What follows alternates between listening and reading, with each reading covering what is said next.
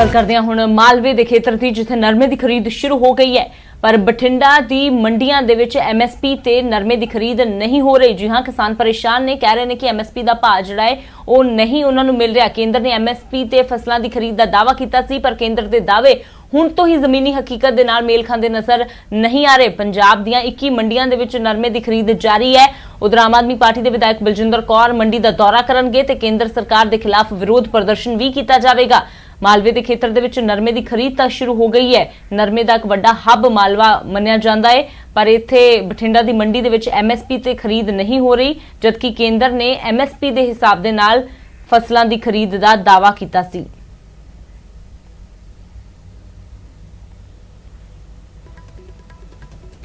ਤੇ ਸਿੱਧਾ ਰੁਕ ਕਰਦੇ ਹਾਂ ਸੂਰਜਪਾਨ ਮੇਰੇ ਸਹਿਯੋਗੀ ਬਠਿੰਡਾ ਤੋਂ ਜੁੜੇ ਹੋਏ ਨੇ। ਤਾਂ ਸੂਰਜ, ਕੇਂਦਰ ਦੇ ਦਾਅਵੇ ਤਾਂ ਹੁਣ ਤੋਂ ਹੀ ਜ਼ਮੀਨੀ ਹਕੀਕਤ ਦੇ ਨਾਲ ਮੇਲ ਨਹੀਂ ਖਾ ਰਹੇ।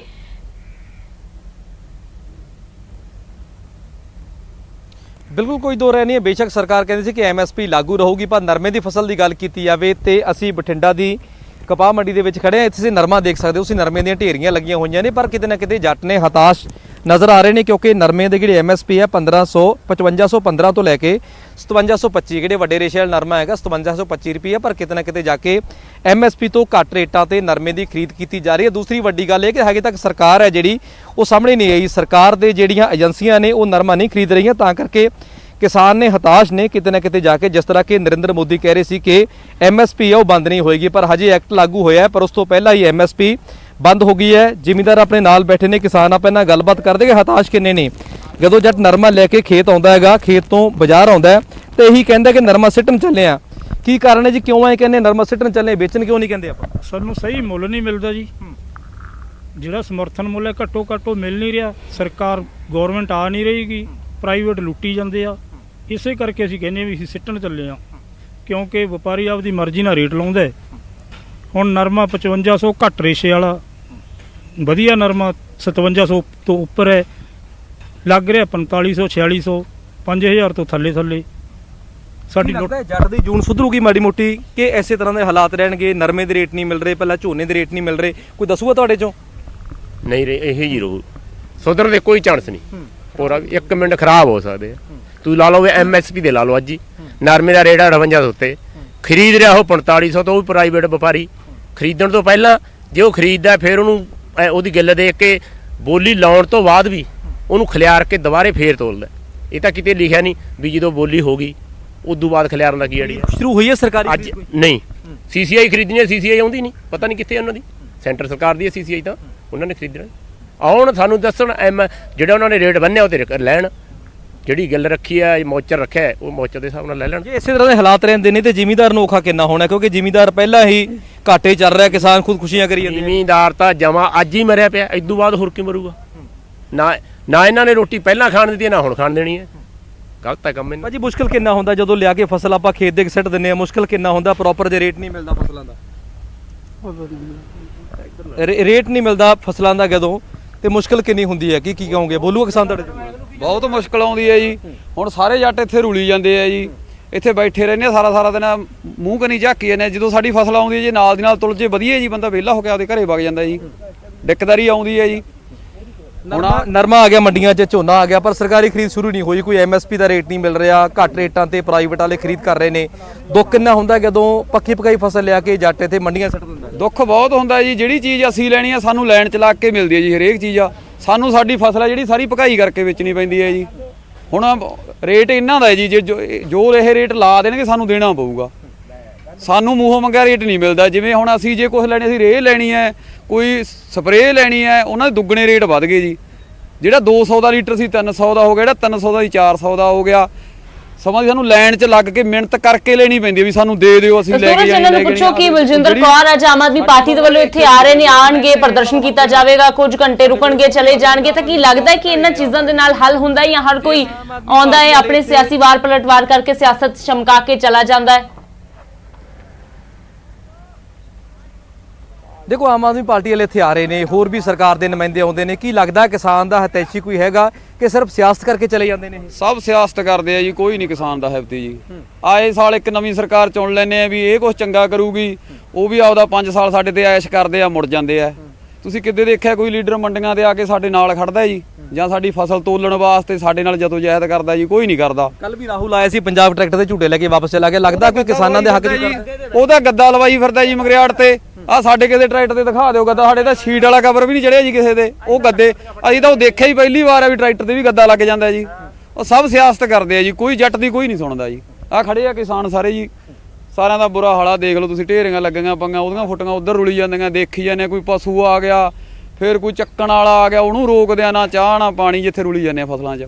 ਬਿਲਕੁਲ ਅੰਮ੍ਰਿਤ, ਕਿਸਾਨ ਜ਼ਿਆਦਾਤਰ ਹਤਾਸ਼ ਨੇ ਕਿਉਂਕਿ ਕਹਿ ਰਹੇ ਨੇ ਕਿ ਫਸਲ ਹੈ ਜਿਹੜੀ ਮੰਡੀ ਦੇ ਵਿੱਚ ਲੈ ਕੇ ਆਉਂਦੇ ਆ, ਮੰਡੀ 'ਚ ਪ੍ਰੋਪਰ ਰੇਟ ਨਹੀਂ ਮਿਲਦਾ। ਤਸਵੀਰਾਂ ਤੁਹਾਨੂੰ ਇੱਕ ਵਾਰ ਦਿਖਾ ਰਿਹਾ ਕਿ ਨਰਮੇ ਦੇ ਜਿਹੜੇ ਜੀ ਢੇਰ ਆਪਾਂ ਕਹਿੰਦੇ ਲੱਗਣੇ ਸ਼ੁਰੂ ਹੋ ਗਏ ਨੇ। ਹਾਲਾਂਕਿ ਨਰਮਾ ਹੈਗਾ ਜਾਂ ਝੋਨਾ ਹੈਗਾ ਮੰਡੀਆਂ 'ਚ ਸ਼ੁਰੂ ਹੋ ਰਿਹਾ, ਪਰ ਸਰਕਾਰੀ ਖਰੀਦ ਹੈ ਜਿਹੜੀ ਉਹ ਫਿਲਹਾਲ ਨਜ਼ਰ ਨਹੀਂ ਆ ਰਹੀ। ਤਾਂ ਕਰਕੇ ਵਪਾਰੀ ਨੇ ਜਿਹੜੇ ਨਿੱਜੀ ਤੌਰ ਤੇ ਕਿਸਾਨਾਂ ਦਾ ਸ਼ੋਸ਼ਣ ਕਰ ਰਹੇ ਨੇ। 800 ਤੋਂ ਲੈ ਕੇ 1000 ਰੁਪਏ ਤੋਂ ਲੈ ਕੇ 1200 ਰੁਪਏ ਤੱਕ ਪ੍ਰਤੀ ਕੁਇੰਟਲ ਦੇ ਹਿਸਾਬ ਨਾਲ ਘੱਟ ਰੇਟਾਂ ਤੇ ਖਰੀਦਨੇ। ਪਰ ਦੂਸਰੇ ਪਾਸੇ ਸਰਕਾਰ ਦੀ ਜਿਹੜੀ ਖਰੀਦ ਹੈ, ਸਰਕਾਰ ਦੀ ਖਰੀਦ ਏਜੰਸੀਆਂ ਨੇ ਉਹ ਹਜੇ ਤੱਕ ਮੰਡੀਆਂ 'ਚ ਨਹੀਂ ਪਹੁੰਚੀਆਂ ਨੇ। ਤਾਂ ਕਰਕੇ ਕਿਸਾਨ ਜ਼ਿਆਦਾ ਗੁੱਸੇ 'ਚ ਨਜ਼ਰ ਆ ਰਹੇ ਨੇ। ਕਹਿ ਰਹੇ ਨੇ ਬੇਸ਼ੱਕ ਰਾਹੁਲ ਗਾਂਧੀ ਦੌਰਾ ਕਰਨ ਜਾਂ ਹੋਰ ਵੀ ਜਿਹੜੇ ਲੀਡਰ ਨੇ ਆ ਕੇ ਦੌਰਾ ਕਰਨ ਪੰਜਾਬ ਦਾ, ਕਿਸਾਨਾਂ ਦਾ ਕੁਝ ਨਹੀਂ ਹੋਣਾ। ਕਿਸਾਨਾਂ ਦੇ ਹਤੈਸ਼ੀ ਕੋਈ ਵੀ ਪਾਰਟੀ ਫਿਲਹਾਲ ਨਜ਼ਰ ਨਹੀਂ ਆ ਰਹੀ। ਤਾਂ ਕਰਕੇ ਕਿਸਾਨ ਨੇ ਜਿਹੜੇ ਫਿਲਹਾਲ ਗੁੱਸੇ 'ਚ ਨਜ਼ਰ ਆ ਰਹੇ ਨੇ। ਹਾਲਾਂਕਿ ਆਮ ਆਦਮੀ ਪਾਰਟੀ ਦੇ ਵਿਧਾਇਕਾਂ ਨੇ ਅੱਜ ਮੰਡੀ ਦਾ ਦੌਰਾ ਕਰਨਾ ਹੈ, ਪਰ ਕਿਤੇ ਨਾ ਕਿਤੇ ਜਾ ਕੇ ਕਿਸਾਨ ਹਤੈਸ਼ੀ ਨਾਲੋਂ ਸਿਆਸਤ ਜ਼ਿਆਦਾ ਕਰ ਰਹੇ ਨੇ, ਇਹ ਕਿਸਾਨ ਕਹਿ ਰਹੇ ਨੇ। ਬਿਲਕੁਲ ਸੂਰਜ, ਤਾਂ ਇਸ ਦੇ ਵਿੱਚ ਕੋਈ ਦੋ ਰਾਏ ਨਹੀਂ ਹੈ। ਚਾਹੇ ਕੋਈ ਵੀ ਮਾਮਲਾ ਹੋਵੇ, ਕੋਈ ਮੁੱਦਾ ਹੋਵੇ, ਕਿਸਾਨਾਂ ਦੀਆਂ ਸਮੱਸਿਆਵਾਂ ਇੰਨੇ ਸਾਲਾਂ ਤੋਂ ਜਿਉਂਦੀਆਂ ਤੋਂ ਹੀ ਬਣੀਆਂ ਰਹਿੰਦੀਆਂ ਨੇ। ਹਰ ਵਾਰ ਕਿਸਾਨ ਆਪਣਾ ਦੁੱਖ ਬਿਆਨ ਕਰਦੇ ਨੇ, ਪਰ ਉਸੇ ਤਰ੍ਹਾਂ ਬਾਅਦ ਵਿੱਚ ਚੁੱਪ ਕਰਕੇ ਬੈਠ ਜਾਂਦੇ ਨੇ, ਕਿਉਂਕਿ ਪਤਾ ਹੈ ਕਿ ਹੱਲ ਕੋਈ ਨਜ਼ਰ ਨਹੀਂ ਆਉਂਦਾ। ਸ਼ੁਕਰੀਆ ਸੂਰਜ, ਫਿਲਹਾਲ ਇਹ ਤਸਵੀਰਾਂ ਦਰਸ਼ਕਾਂ ਦੇ ਨਾਲ ਸਾਂਝੀਆਂ ਕਰਨ ਦੇ ਲਈ ਤੇ ਕਿਸਾਨਾਂ ਦੇ ਨਾਲ ਗੱਲਬਾਤ ਕਰਨ ਦੇ ਲਈ। ਤਾਂ ਨਰਮਾ ਪੱਟੀ ਦੇ ਕਿਸਾਨ ਬੇहद ਪਰੇਸ਼ਾਨ ਨੇ, ਕਿਉਂਕਿ ਸਰਕਾਰੀ ਖਰੀਦ ਏਜੰਸੀਆਂ ਮੰਡੀਆਂ ਵਿੱਚ ਪਹੁੰਚ ਨਹੀਂ ਰਹੀਆਂ ਤੇ ਪ੍ਰਾਈਵੇਟ ਕੰਪਨੀਆਂ ਆਪਣੀ ਮਨਮਾਨੀ ਦੇ ਨਾਲ ਆਪਣੇ ਭਾਅ ਤੇ ਹੀ ਖਰੀਦ ਕਰ ਰਹੀਆਂ ਨੇ, ਜਿਸ ਨਾਲ ਕਿਸਾਨਾਂ ਨੂੰ ਵੱਡਾ ਘਾਟਾ ਹੋ ਰਿਹਾ ਹੈ।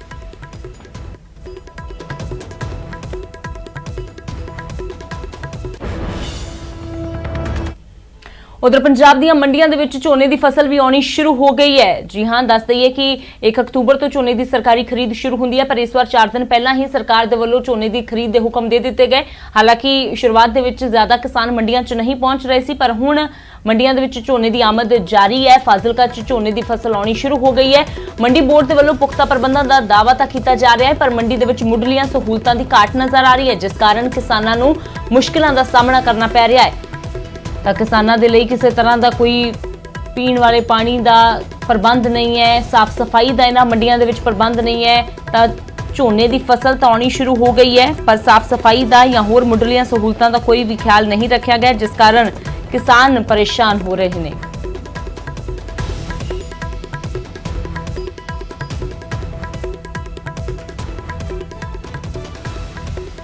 ਤਾਂ ਝੋਨੇ ਦੀ ਫਸਲ ਮੰਡੀਆਂ ਦੇ ਵਿੱਚ ਆਉਣੀ ਸ਼ੁਰੂ ਹੋ ਗਈ ਹੈ, ਜਿਸ ਤੋਂ ਬਾਅਦ ਕਿਸਾਨ ਇਹ ਸ਼ਿਕਵਾ ਕਰ ਰਹੇ ਨੇ ਕਿ ਇੱਥੇ ਕਿਸੇ ਤਰ੍ਹਾਂ ਦੇ ਪ੍ਰਬੰਧ ਨਹੀਂ ਨੇ। ਸਰਕਾਰ ਦਾਅਵੇ ਤਾਂ ਕਰਦੀ ਹੈ ਕਿ ਝੋਨੇ ਦੀ ਫਸਲ ਦੀ ਖਰੀਦ ਦੇ ਵਿੱਚ ਕਿਸੇ ਤਰ੍ਹਾਂ ਦੀ ਕੋਈ ਸਮੱਸਿਆ ਕਿਸਾਨਾਂ ਨੂੰ ਨਹੀਂ ਆਵੇਗੀ।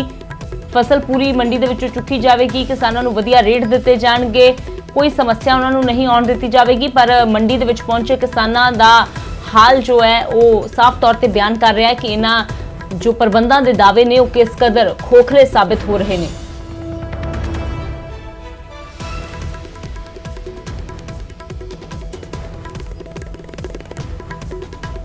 ਤਾਂ ਪੰਜਾਬ ਦੀਆਂ ਮੰਡੀਆਂ 'ਚ ਝੋਨੇ ਦੀ ਆਮਦ ਜਾਰੀ ਹੈ। ਫਾਜ਼ਿਲਕਾ 'ਚ ਝੋਨੇ ਦੀ ਫਸਲ ਆਉਣੀ ਸ਼ੁਰੂ ਹੋ ਗਈ ਹੈ। ਹਾਲਾਂਕਿ ਮੰਡੀ ਬੋਰਡ ਦੇ ਵੱਲੋਂ, ਪ੍ਰਸ਼ਾਸਨ ਦੇ ਵੱਲੋਂ, ਸਰਕਾਰ ਦੇ ਵੱਲੋਂ ਦਾਅਵੇ ਤਾਂ ਕਈ ਦਿਨਾਂ ਤੋਂ ਪਹਿਲਾਂ ਹੀ ਕਰਨੇ ਸ਼ੁਰੂ ਕਰ ਦਿੱਤੇ ਗਏ ਕਿ ਪੁਖਤਾ ਪ੍ਰਬੰਧ ਮੰਡੀਆਂ 'ਚ ਕੀਤੇ ਗਏ ਨੇ, ਪਰ ਮੁੱਢਲੀਆਂ ਸਹੂਲਤਾਂ ਦੀ ਘਾਟ ਇੱਥੇ ਨਜ਼ਰ ਆ ਰਹੀ ਹੈ।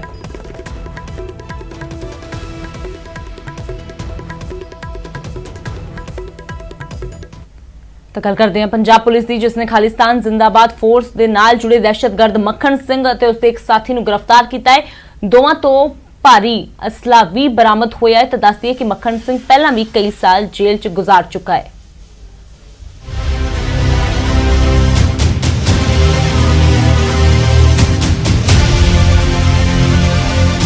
ਪੰਜਾਬ ਪੁਲਿਸ ਨੂੰ ਵੱਡੀ ਕਾਮਯਾਬੀ ਹਾਸਲ ਹੋਈ ਹੈ। ਕੈਨੇਡਾ ਤੇ ਜਰਮਨੀ ਤੋਂ ਚਲਾਏ ਜਾ ਰਹੇ ਖਾਲਿਸਤਾਨ ਜ਼ਿੰਦਾਬਾਦ ਫੋਰਸ ਦੇ ਅੱਤਵਾਦੀ ਮੋਡਿਊਲ ਦਾ ਪਰਦਾਫਾਸ਼ ਕੀਤਾ ਗਿਆ।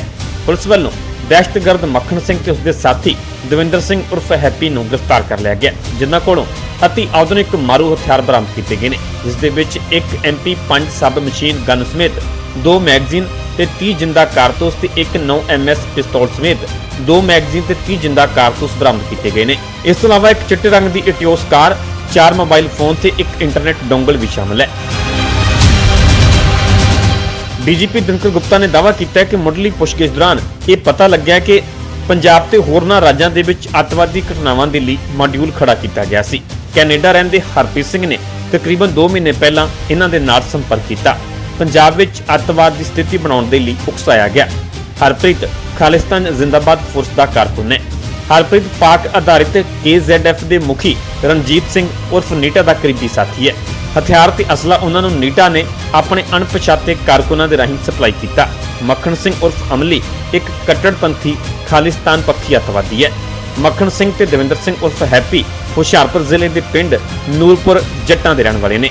ਮੱਖਣ ਸਿੰਘ ਨੂੰ ਪਹਿਲਾਂ ਵੀ ਪੰਜਾਬ ਪੁਲਿਸ ਨੇ ਅੱਤਵਾਦ ਦੇ ਨਾਲ ਸੰਬੰਧਿਤ ਵੱਖ-ਵੱਖ ਅਪਰਾਧਾਂ ਦੇ ਵਿੱਚ ਗ੍ਰਿਫਤਾਰ ਕੀਤਾ ਸੀ, ਜੋ ਪਾਕਿਸਤਾਨ ਦੇ ਵਿੱਚੋਂ ਵੀ ਸਿਖਲਾਈ ਪ੍ਰਾਪਤ ਕਰ ਚੁੱਕਾ ਹੈ।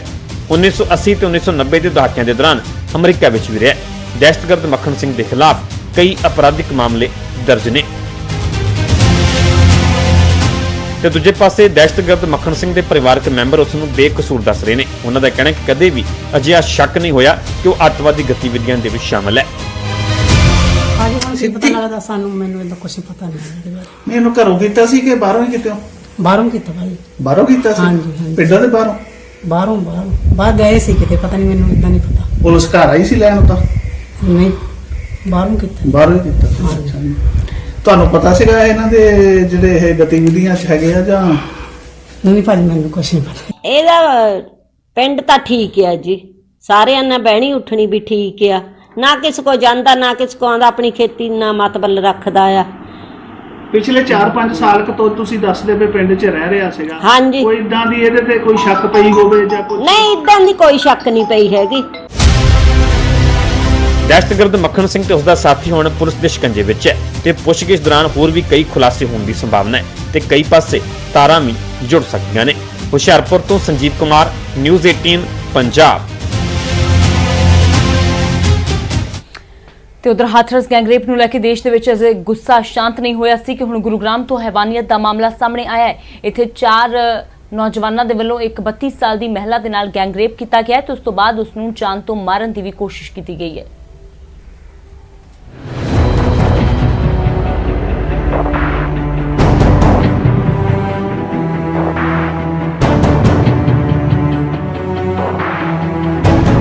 ਹਾਥਰਸ ਦੇ ਬਾਅਦ ਹੁਣ ਗੁਰੂਗ੍ਰਾਮ ਦੇ ਵਿੱਚ ਇੱਕ ਔਰਤ ਦੇ ਨਾਲ ਹਵਾਨੀਅਤ ਕੀਤੀ ਗਈ ਹੈ। ਗੈਂਗਰੇਪ ਦੇ ਬਾਅਦ ਬੇਰਹਿਮੀ ਦੇ ਨਾਲ ਕੁੱਟਮਾਰ ਕੀਤੀ ਗਈ। ਵਾਰਦਾਤ DLF ਫੇਜ਼ 2 ਇਲਾਕੇ ਦੀ ਹੈ, ਜਿੱਥੇ 4 ਨੌਜਵਾਨਾਂ ਨੇ ਇਸ ਘਿਨੌਣੀ ਵਾਰਦਾਤ ਨੂੰ ਅੰਜਾਮ ਦਿੱਤਾ। ਗੈਂਗਰੇਪ ਦੇ ਬਾਅਦ ਮੁਲਜ਼ਮਾਂ ਨੇ ਪੀੜਤਾਂ ਨੂੰ ਕੁੱਟ-ਕੁੱਟ ਕੇ ਅਧਮਰਿਆ ਕਰ ਦਿੱਤਾ। ਮੌਕੇ ਤੇ ਪਹੁੰਚੀ ਗੁਰੂਗ੍ਰਾਮ ਪੁਲਿਸ ਨੇ ਪੀੜਤਾਂ ਨੂੰ ਪਹਿਲਾਂ ਸਰਕਾਰੀ ਹਸਪਤਾਲ ਦੇ ਵਿੱਚ ਭਰਤੀ ਕਰਵਾਇਆ ਅਤੇ ਫਿਰ ਮਾਮਲੇ ਦੀ ਗੰਭੀਰਤਾ ਨੂੰ ਦੇਖਦੇ ਹੋਏ ਦਿੱਲੀ ਦੇ ਸਫਦਰਜੰਗ ਦੇ ਵਿੱਚ ਰੈਫਰ ਕਰ ਦਿੱਤਾ ਗਿਆ। ਉਸ ਦੇ ਬਾਅਦ ਮੈਦਾਂਤਾ ਹਸਪਤਾਲ ਦੇ ਵਿੱਚ ਭਰਤੀ ਕਰਵਾਇਆ ਗਿਆ। सूचना मिलते ही पुलिस ने उसको पहले लोकल एक संजीवनी हॉस्पिटल में उसका इलाज करवाया, वहाँ से रेफ़र कर दी गई सिविल हॉस्पिटल गुड़गांव में। सिविल हॉस्पिटल गुड़गांव में उसका परीक्षण अभी इलाज जारी है और वहाँ से वो किसी बड़े अस्पताल में रेफ़र की जाएगी और अभी उसको शिफ्ट कर दिया जाएगा। DLF ਫੇਜ਼ 2 ਦੇ ਇਸੇ ਆਫਿਸ ਦੇ ਵਿੱਚ ਗੈਂਗਰੇਪ ਦੀ ਵਾਰਦਾਤ ਨੂੰ ਅੰਜਾਮ ਦਿੱਤਾ ਗਿਆ। ਫਰਸ਼ ਤੇ ਟੁੱਟੇ ਸ਼ੀਸ਼ੇ ਅਤੇ ਕੰਧਾਂ ਤੇ ਲੱਗਿਆ ਖੂਨ ਇੱਥੇ ਹੋਈ ਹਵਾਨੀਅਤ ਨੂੰ ਬਿਆਨ ਕਰ ਰਹੇ ਨੇ। ਪੀੜਤਾ ਚਾਰੇ ਮੁਲਜ਼ਮਾਂ ਦੇ ਵਿੱਚੋਂ ਇੱਕ ਨੌਜਵਾਨ ਨੂੰ ਪਹਿਲਾਂ ਤੋਂ ਜਾਣਦੀ ਸੀ, ਉਸੇ ਨੂੰ ਮਿਲਣ ਦੇ ਲਈ ਗੁਰੂਗ੍ਰਾਮ ਪਹੁੰਚੀ ਸੀ, ਜਿਸ ਦੇ ਬਾਅਦ ਇਸ ਹਵਾਨੀਅਤ ਨੂੰ ਅੰਜਾਮ ਦਿੱਤਾ ਗਿਆ। आज सुबह तक ही हमने उन चारों लड़कों को गुड़गांव के अलग अलग जगह पे रेड्स करके चारों को गिरफ्त में ले लिया और अभी इंटेरोगेशन जारी है। ਹਾਥਰਸ ਦੀ ਘਟਨਾ ਦੇ ਬਾਅਦ ਹੋਈ ਵਾਰਦਾਤ ਵਿੱਚ ਪੁਲਿਸ ਨੇ ਜਲਦਬਾਜ਼ੀ ਦੇ ਵਿੱਚ ਪਹਿਲਾਂ ਔਰਤ ਨੂੰ ਦਿੱਲੀ ਦੇ ਸਫਦਰਜੰਗ ਵਿੱਚ ਭਰਤੀ ਕਰਵਾਇਆ ਅਤੇ ਫਿਰ ਉਸ ਤੇ ਫੌਰਨ ਬਾਅਦ ਪੀੜਤਾ ਨੂੰ ਗੁਰੂਗ੍ਰਾਮ ਦੇ ਮੈਦਾਂਤਾ ਹਸਪਤਾਲ ਦੇ ਵਿੱਚ ਭਰਤੀ ਕਰਵਾ ਦਿੱਤਾ ਗਿਆ। ਪਰ ਐਸੀ ਹਵਾਨੀਅਤ ਆਖਰ ਕਦੋਂ ਤੱਕ ਹੁੰਦੀ ਰਹੇਗੀ? ਕਦੋਂ ਤੱਕ ਬੇਟੀਆਂ ਖੁਦ ਨੂੰ ਮਹਿਸੂਸ ਨਹੀਂ ਕਰਨਗੀਆਂ? ਇਹ ਇੱਕ ਵੱਡਾ ਸਵਾਲ ਹੈ। ਗੁਰੂਗ੍ਰਾਮ ਤੋਂ ਧਰਮਵੀਰ ਸ਼ਰਮਾ, ਨਿਊਜ਼ 18।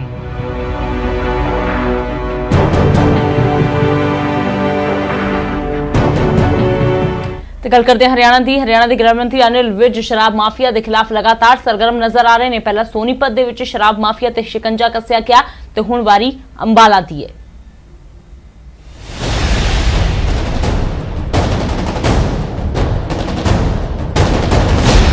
ਇਹ ਗੱਬਰ ਦਾ ਖੌਫ ਹੀ ਹੈ ਜੋ ਸ਼ਰਾਬ ਮਾਫੀਆ ਥਰ-ਥਰ ਕੰਬ ਰਿਹਾ ਹੈ।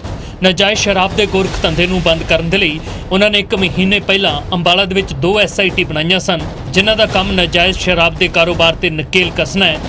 ਅੰਬਾਲਾ ਵਿੱਚ ਬੀਤੇ 1 ਮਹੀਨੇ ਤੋਂ ਅੰਬਾਲਾ ਪੁਲਿਸ ਸ਼ਰਾਬ ਮਾਫੀਆ ਦੇ 11 ਲੋਕਾਂ ਨੂੰ ਗ੍ਰਿਫਤਾਰ ਕਰ ਚੁੱਕੀ ਹੈ ਅਤੇ ਕਈ ਨਾਜਾਇਜ਼ ਗੋਦਾਮ ਸੀਲ ਕੀਤੇ ਜਾ ਚੁੱਕੇ ਨੇ। हमें सूचना मिली थी कि देवीनगर बैरियर के पास गंदे नाले के में शराब को फेंकी गई है। मैं मौके पर पहुंचा तो शराब को बाहर निकलवा के नाले से उसकी गिनती कर रही हैं। ये जांच का विषय है। ਅੰਬਾਲਾ ਅੰਮ੍ਰਿਤਸਰ ਨੈਸ਼ਨਲ ਹਾਈਵੇ ਦੇ ਨਾਲ ਲੱਗਦੀ ਸੜਕ ਤੇ ਨਾਜਾਇਜ਼ ਸ਼ਰਾਬ ਦੀਆਂ ਹਜ਼ਾਰਾਂ ਬੋਤਲਾਂ ਮਿਲੀਆਂ ਨੇ, ਪਰ ਇਹ ਸ਼ਰਾਬ ਕਿਸ ਨੇ ਸਿੱਟੀ ਤੇ ਕਿਉਂ ਸਿੱਟੀ, ਇਹ ਹਾਲੇ ਜਾਂਚ ਦਾ ਵਿਸ਼ਾ ਹੈ। ਅੰਬਾਲਾ ਤੋਂ ਕ੍ਰਿਸ਼ਨ ਬਾਲੀ, ਨਿਊਜ਼ 18। ਤੇ ਗੱਲ ਕਰਦੇ ਹਾਂ ਦੁਨੀਆ ਦੀ ਸਭ ਤੋਂ ਉੱਚੀ ਟਨਲ ਅਟਲ ਟਨਲ ਜੋ ਦੇਸ਼ ਨੂੰ ਸਮਰਪਿਤ ਕਰ ਦਿੱਤੀ ਗਈ ਹੈ। ਪ੍ਰਧਾਨ ਮੰਤਰੀ ਨਰਿੰਦਰ ਮੋਦੀ ਦੇ ਵੱਲੋਂ ਇਸ ਦਾ ਉਦਘਾਟਨ ਕਰਕੇ ਇਸ ਟਨਲ ਨੂੰ ਦੇਸ਼ ਨੂੰ ਸਮਰਪਿਤ ਕਰ ਦਿੱਤਾ ਗਿਆ ਤੇ ਇਸ ਤੋਂ ਬਾਅਦ ਹੁਣ BRO ਆਪਣੇ ਅਗਲੇ ਪ੍ਰੋਜੈਕਟਾਂ ਦੇ ਵਿੱਚ ਜੁੜ ਗਿਆ ਹੈ, ਜਿਸ ਦੇ ਲਈ ਲੱਦਾਖ ਤੱਕ ਹੋਰ 3 ਟਨਲ ਬਣਾਈਆਂ ਜਾਣੀਆਂ ਨੇ। ਇਸ ਪ੍ਰੋਜੈਕਟ ਤਹਿਤ ਰੋਹਤਾਂਗ ਤੋਂ ਦਾਰਚੂ, ਨੀਮੂ ਅਤੇ ਲੇਹ ਦੇ 290 ਕਿਲੋਮੀਟਰ ਪਹਾੜੀ ਮਾਰਗ ਨੂੰ ਪਹਿਲਾਂ ਡਬਲ ਲੇਨ ਕੀਤਾ ਜਾ ਰਿਹਾ ਹੈ ਤੇ 100 ਕਿਲੋਮੀਟਰ ਤੱਕ ਇਹ ਕੰਮ ਮੁਕੰਮਲ ਵੀ ਕੀਤਾ ਜਾ ਚੁੱਕਾ ਹੈ। ਇਸ ਪ੍ਰੋਜੈਕਟ ਦੇ ਮਗਰੋਂ ਟਨਲਾਂ ਦਾ ਨਿਰਮਾਣ ਕਾਰਜ ਸ਼ੁਰੂ ਹੋਵੇਗਾ, ਜਿਸ ਨਾਲ ਫੌਜ ਦੀ ਆਵਾਜਾਈ ਦੇ ਲਈ ਸੁਖਾਲੀ ਨਿਰਮਾਣ ਦੀ ਤਿਆਰੀ ਹੈ। ਇਸ ਪ੍ਰੋਜੈਕਟ ਦੇ ਨਾਲ ਸਮੇਂ ਦੀ ਵੀ ਬਚਤ ਹੋਵੇਗੀ ਤੇ ਸੈਨਾ ਨੂੰ ਭਾਰਤ-ਚੀਨ ਸਰਹੱਦ ਤੱਕ ਲੋੜੀਂਦੀ ਸਮੱਗਰੀ ਵੀ ਜਲਦ ਪਹੁੰਚਾਉਣ 'ਚ ਮਦਦ ਮਿਲੇਗੀ। ਨਾਲ ਹੀ ਸੈਲਾਨੀਆਂ ਦੇ ਲਈ ਸਾਲ ਭਰ ਤੱਕ ਲੇਹ ਲਦਾਖ ਤੱਕ ਦਾ ਸੜਕੀ ਸਫ਼ਰ ਖੁੱਲ੍ਹਾ ਰਹੇਗਾ, ਜੋ ਕਿ ਪਹਿਲਾਂ ਕਰੀਬ 6 ਮਹੀਨੇ ਖੁੱਲ੍ਹਦਾ ਸੀ ਤੇ 6 ਮਹੀਨੇ ਬਰਫ਼ਬਾਰੀ ਦੇ ਕਾਰਨ ਬੰਦ ਰਹਿੰਦਾ ਸੀ। विंटर में आगे है पास जाने के लिए, बट उन पास को मैनेज करना हमारे लिए काफ़ी एफिशिएंट हो गया। और इसके अलावा हम एक और रोड डेवलप कर रहे हैं, लेह से नीमू बोलते हैं उसको, नीमू पदम धारचा एक रोड डेवलप कर रहे हैं। करीब 297 किलोमीटर लंबी रोड है। इस रोड को हमने करीब 100 किलोमीटर डबल लेन भी कर लिया। इस रोड पे एक पास आता है सिंगला पास, उस पास पे भी हम टनल बनाने का प्लान कर रहे हैं। और जो उस पास से जब टनल बन जाएगी तो ये ऑल वेदर लेह लद्दाख के लिए कनेक्टिविटी मिल जाएगी, तो फिर लेह लद्दाख जाने के लिए किसी भी टाइम पर कोई भी दिक्कत नहीं है। बिल्कुल आपने ठीक कहा कि एक ही पास आता है जो कि शिंकुला पास है, और उसके बाद जो है पदम से लेके नीमू तक जो है जांस्कर जो नदी है उसके साथ साथ बिल्कुल रोड बहुत अच्छा रोड है और ले पहुंच जाता है। तो मैं तो ये कहूँगा कि अभी तो नंबर 1 प्रायोरिटी जो है ये जो रोड है आपका मनाली, दारचा, पदम और नीमू और ले, इसके लिए दिए जाने चाहिए। और जो शिंकुला जो टनल है उसका निर्माण जो है बिल्कुल ਤੇ ਉਧਰ ਕੋਰੋਨਾ ਕਾਲ ਚ ਰਿਆਇਤਾਂ ਮਿਲਣ ਤੋਂ ਬਾਅਦ ਸੈਲਾਨੀਆਂ ਦੀ ਮਨਪਸੰਦ ਨਗਰੀ ਮਨਾਲੀ ਇੱਕ ਵਾਰ ਫਿਰ ਤੋਂ ਗੁਲਜ਼ਾਰ ਹੋਣ ਲੱਗੀ ਹੈ।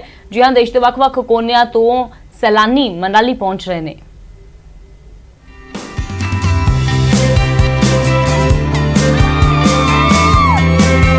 कोरोना कारण 6 ਮਹੀਨਿਆਂ ਬਾਅਦ ਮਨਾਲੀ 'ਚ ਰੌਣਕ ਪਰਤੀ ਹੈ। ਸਰਕਾਰ ਤੋਂ ਮਿਲੀ ਰਾਹਤ ਦਾ ਸੈਲਾਨੀਆਂ ਨੇ ਵੀ ਲਾਹਾ ਲਿਆ ਅਤੇ ਸੈਰ ਸਪਾਟੇ ਦੇ ਲਈ ਘਰੋਂ ਨਿਕਲੇ ਨੇ। ਮਨਾਲੀ 'ਚ ਸੈਲਾਨੀਆਂ ਦੀ ਆਮਦ ਹੋਈ ਤਾਂ ਸੈਰ ਸਪਾਟੇ ਨੂੰ ਹੁਲਾਰਾ ਮਿਲਿਆ, ਜਿਸ ਨਾਲ ਕਾਰੋਬਾਰੀਆਂ ਦੇ ਚਿਹਰਿਆਂ ਤੇ ਵੀ ਰੌਣਕ ਪਰਤ ਆਈ ਹੈ। ਕਈ ਸੈਲਾਨੀਆਂ ਨੇ ਮਨਾਲੀ ਦੇ ਨਜ਼ਾਰੇ ਲਏ ਤਾਂ ਕੁਝ ਲੋਕਾਂ ਨੇ ਰਾਫਟਿੰਗ ਕੀਤੀ। देखिए, लॉकडाउन तो no doubt we need a break, हमें एक ब्रेक चाहिए था, पूरी फैमिली को एक ब्रेक चाहिए था, और हिमाचल सरकार ने ये सारा कुछ खोल के हमारे लिए बहुत अच्छा किया है। पूरी फैमिली मनाली में खूब इंजॉय कर रहे हैं। यहाँ राफ्टिंग करने का तो अलग ही एक मज़ा है। ਕੇਂਦਰ ਸਰਕਾਰ ਨੇ ਰਿਆਇਤਾਂ ਦਿੱਤੀਆਂ ਤਾਂ ਹਿਮਾਚਲ ਸਰਕਾਰ ਨੇ ਵੀ ਸਰਹੱਦਾਂ ਖੋਲ ਦਿੱਤੀਆਂ।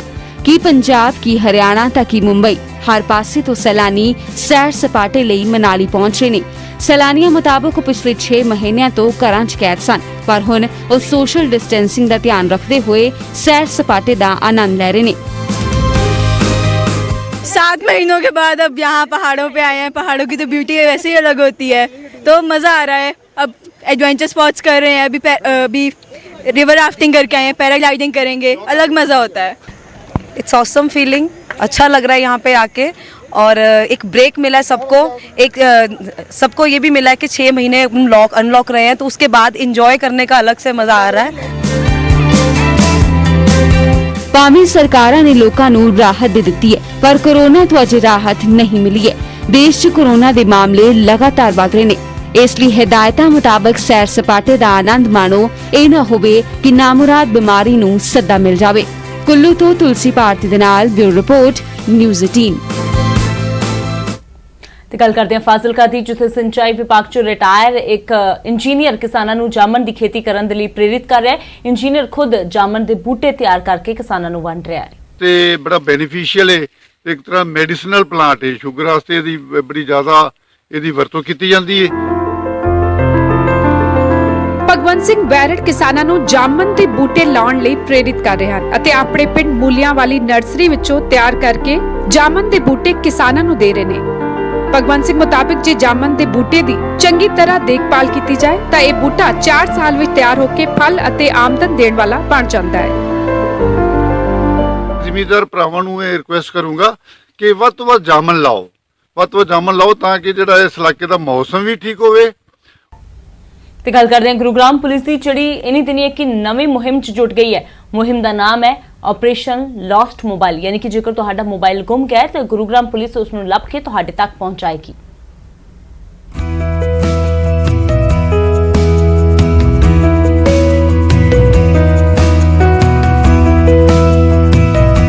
ਗੁਰੂਗ੍ਰਾਮ ਪੁਲਿਸ ਨੇ ਗਾਂਧੀ ਜਯੰਤੀ ਦੇ ਦਿਨ 80 ਲੋਕਾਂ ਨੂੰ ਗੁੰਮਸ਼ੁਦਾ ਮੋਬਾਈਲ ਲੱਭ ਕੇ ਵਾਪਸ ਕਰ ਦਿੱਤੇ, ਜਿਨ੍ਹਾਂ ਦੇ ਨਾਲ ਉਹਨਾਂ ਦੇ ਚਿਹਰਿਆਂ ਤੇ ਖੁਸ਼ੀ ਪਰਤਾਈ।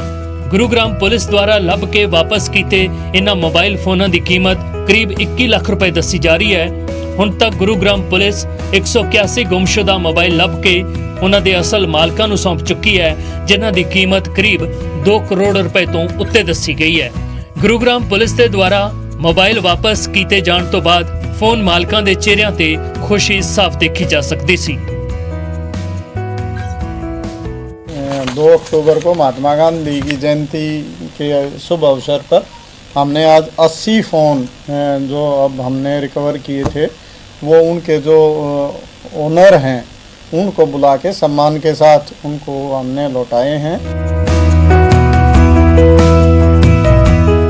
दरअसल गुरुग्राम पुलिस ने ऑपरेशन लॉस्ट मोबाइल शुरू किया है, जिस दे तहत गुमशुदा मोबाइल नू सर्विलेंस की मदद दे नाल लभ्या जांदा है ਅਤੇ ਫਿਰ ਉਸ ਨੂੰ ਉਸਦੇ ਅਸਲ ਮਾਲਕ ਨੂੰ ਸੌਂਪ ਦਿੱਤਾ ਜਾਂਦਾ है। कि उनको भी अगर किसी का फ़ोन इस तरह गुम होने के बाद अगर कोई जानकारी मिले या फ़ोन मिले तो नज़दीकी जो भी पुलिस स्टेशन है उसमें या हमारे साइबर सेल में जमा कराए, ताकि जो भी उसका मालिक है उसको लौटाया जा सके। ਗੁਰੂਗ੍ਰਾਮ ਪੁਲਿਸ ਦੇ ਆਲਾ ਅਧਿਕਾਰੀਆਂ ਨੇ ਆਮ ਜਨਤਾ ਨੂੰ ਵੀ ਅਪੀਲ ਕੀਤੀ ਕਿ ਜੇਕਰ ਉਹਨਾਂ ਨੂੰ ਕਿਸੇ ਦਾ ਗੁੰਮ ਹੋਇਆ ਮੋਬਾਈਲ ਮਿਲਦਾ ਹੈ ਤਾਂ ਉਸ ਮੋਬਾਈਲ ਨੂੰ ਨਜ਼ਦੀਕ ਦੇ ਪੁਲਿਸ ਸਟੇਸ਼ਨ ਦੇ ਵਿੱਚ ਜਮ੍ਹਾਂ ਕਰਵਾ ਦੇਣ, ਤਾਂ ਜੋ ਜਿਸ ਵਿਅਕਤੀ ਦੇ ਮੋਬਾਈਲ ਗੁੰਮ ਹੋਏ ਨੇ ਉਸ ਨੂੰ ਵਾਪਸ ਕੀਤੇ ਜਾ ਸਕਣ। ਗੁਰੂਗ੍ਰਾਮ ਤੋਂ ਨੀਰਜ ਅੰਬਾਵਤਾ, ਨਿਊਜ਼ 18।